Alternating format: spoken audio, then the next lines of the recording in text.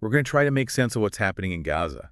I mean, it's Mhm. tough, right? Yeah. Because there's so much information flying around, and it's easy to feel lost in it all. So what we're going to do in this deep dive uh, is really zero in on what's been going on since that recent ceasefire. That pause in the fighting collapsed because we've been looking at a lot of reports, and they're painting a very grim picture, unfortunately. Renewed airstrikes, ground operations. And we want to try to figure out what exactly led back to this intense fighting and what it means right now for the people who are living through it in Gaza. Yeah, it's remarkable. It really is how quickly you can go from this. I mean, it wasn't exactly peace, but this period of calm that was at least focused on getting hostages back to this sudden and dramatic surge in violence. It really highlights just how precarious any break in this conflict is. So let's talk about that pause, the ceasefire. It was a moment, however brief, where there was a possibility of relief of getting people home. What happened? Why did it all fall apart this past Tuesday? Well, the main sticking point, the thing that really seems to have caused the breakdown, is this fundamental disagreement about the terms for releasing more hostages. And, beyond that, even about what the end of this conflict would look like, what that would even mean. What we're hearing is that Israel is saying Hamas rejected a new proposal that shifted some of the previously agreed upon conditions for the hostage release. The suggestion being that Hamas wasn't acting in good faith anymore, not wanting to continue under the slightly changed terms. So what's Hamas saying? What's their side of the story? Why didn't they agree to the new proposal? Hamas has been very consistent on this point. They've been saying all along that for them to release any of the hostages who are still being held, there has to be a lasting ceasefire, a complete withdrawal of Israeli forces from Gaza. Those are the essential preconditions, they say, before they can even consider making any further concessions. So basically, you've got this huge gap, right? You have Israel, who seems to be pushing for continued hostage releases, maybe in exchange for these temporary breaks in fighting. And then you have Hamas, who's digging in their heels. They're saying, no, a permanent end to the fighting and a full withdrawal, that's the price for any more releases. So nobody's budging. It makes it really, really hard to see how they're going to find any kind of common ground. Exactly. It's a stalemate and a deeply tragic one because the moment that pause ended, the violence, the airstrikes in particular, they were immediate and they were devastating. The casualty figures are staggering, just horrific. It's so hard to even wrap your head around the sheer number of people killed in such a short span of time. And sadly, the numbers are still rising. Reports are indicating that in just that first overnight period after the ceasefire ended, at least 85 Palestinians were killed in Israeli airstrikes. And these were strikes aimed at residential buildings.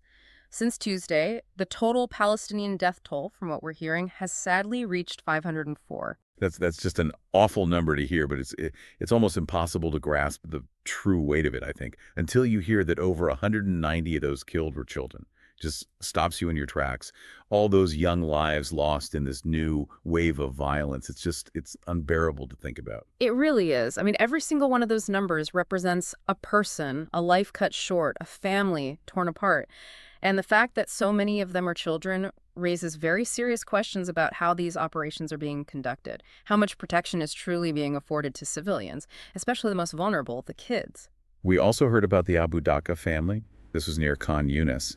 16 people, mostly women and children, killed in a single airstrike.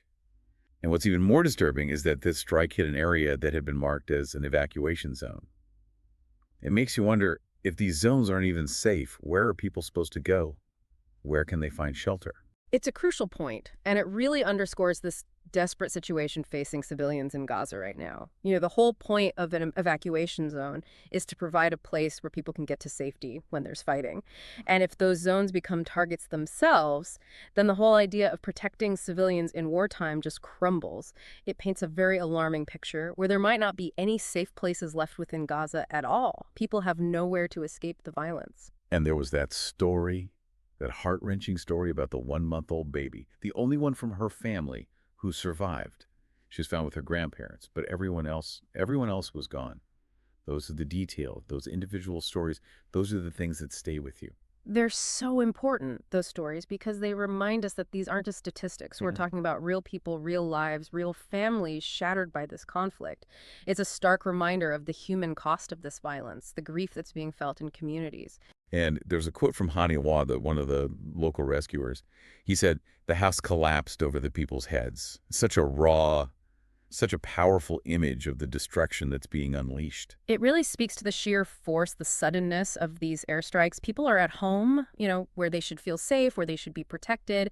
And in a split second, those homes become their tombs, just collapsing on top of them. Another point worth noting, and this is important, is that despite this intense bombardment from Israel, we haven't seen, or at least we haven't seen any reports of, Hamas launching any new attacks since the ceasefire ended. It's a significant detail, and it does point to a kind of imbalance in the immediate aftermath of this breakdown. The initial collapse of the ceasefire.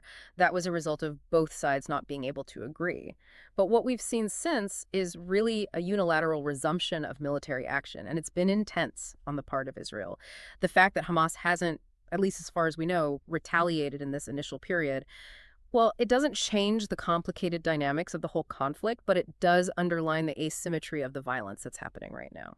And what about Gaza's healthcare system? It was already in such a fragile state. I can't imagine what this is doing to the hospitals, the doctors, the nurses. They've been under immense pressure for so long, and now with this sudden influx of casualties, it's just pushing an already overburdened system to the brink.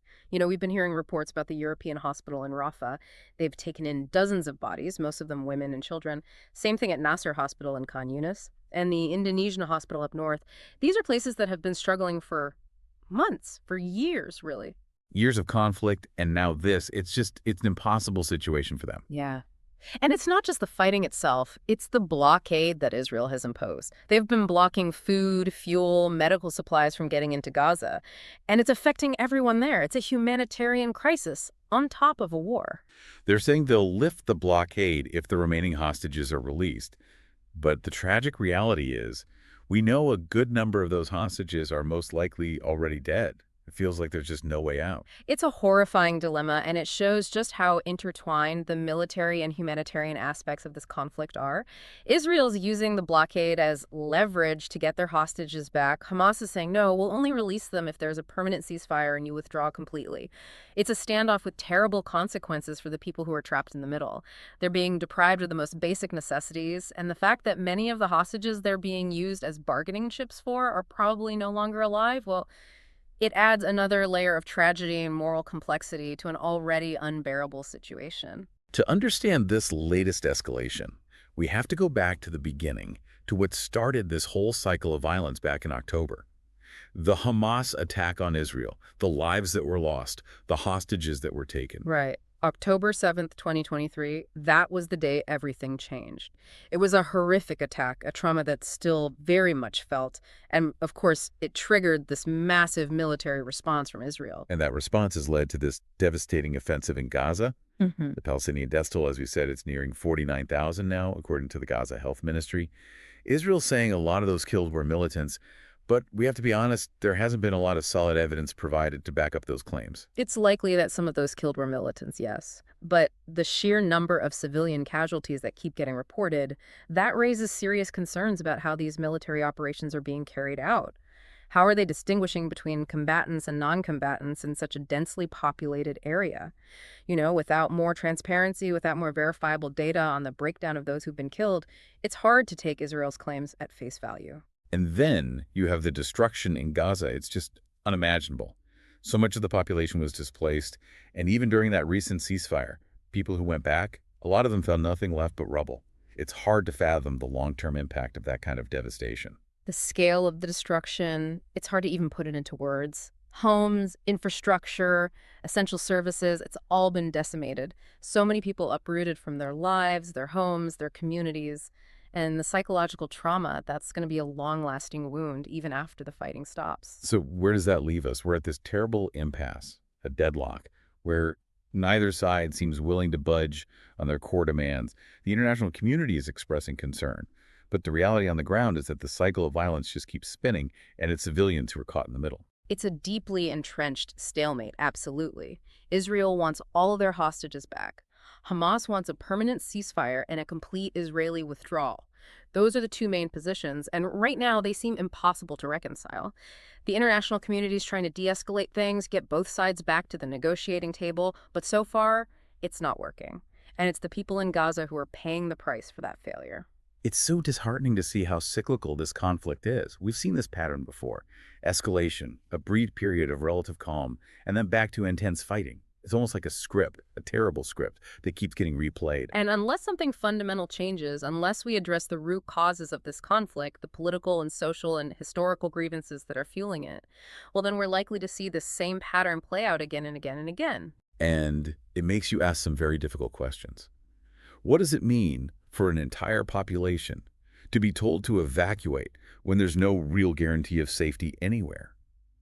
What are the long-term consequences for the people who live through this, for the entire region, of this level of destruction, this much death, the trauma that's going to ripple through generations? These are tough questions to grapple with. They are, but they're questions we can't afford to ignore. This situation, it demands our attention, our empathy, our commitment to finding a path, however difficult, to a more peaceful future. It does. It absolutely does. Mhm. Thanks for joining us for this deep dive. We know this is a complex and evolving situation, and we'll continue to bring you updates as they develop. Until next time, take care. Yeah, thank you.